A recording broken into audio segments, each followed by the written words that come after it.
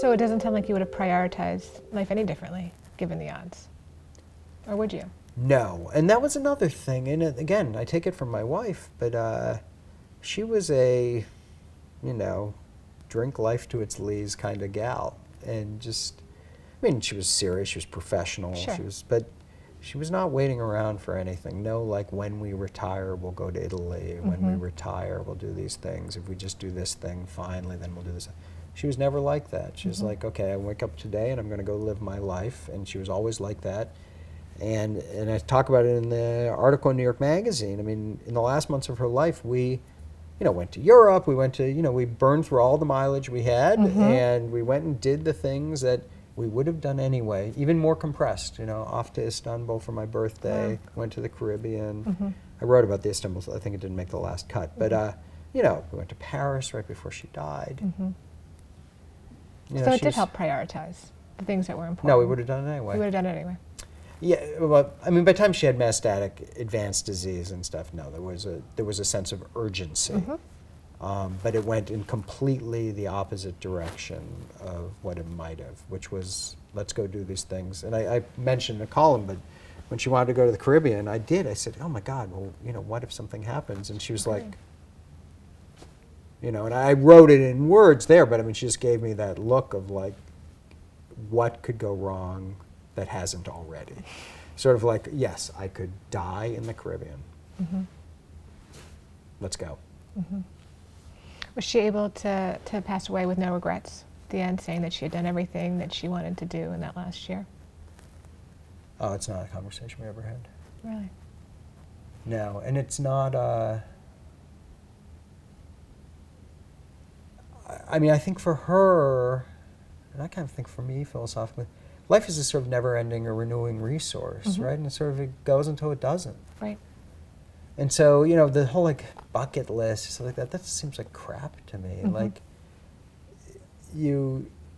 or at least the way I've tried to approach my life is just sort of like, I'm going to go do the things or be the person I want to be or achieve the things or interact or, when I can. And then someday, death or disability will take away my ability to do that. So she didn't sort of say, okay, I've got this list. I can guarantee you she would tell you, no matter what she had accomplished in her life, that she had a lot more she wanted to do. And it is the greatest sadness, persistent sadness in my life. Not that I miss her, which I do terribly.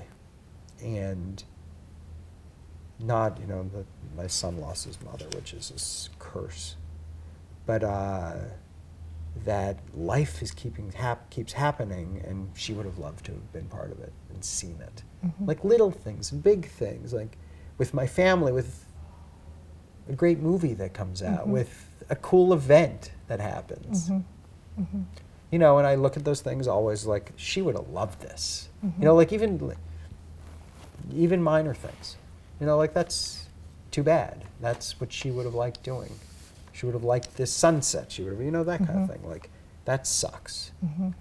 And so, and that's the sort of persistent, like the rest of it's just sort of real life, that I don't have her, my son doesn't have her. That's the blocking and tackling of adulthood. Right. But that's the thing. She would have never said, oh yeah, I've seen enough sunsets now, I'm good. Not sure you ever do, right? I hope not. Yeah. God forbid you never see one of them and pay attention, but.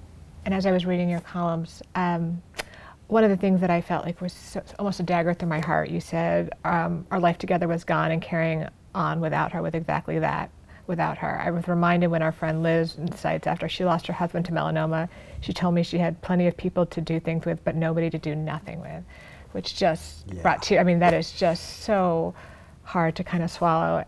And my question for you, in that kind of reading back your quote, is what does healing look like now that you're a couple years past her passing? Yeah, that's a great line. That was really, yeah.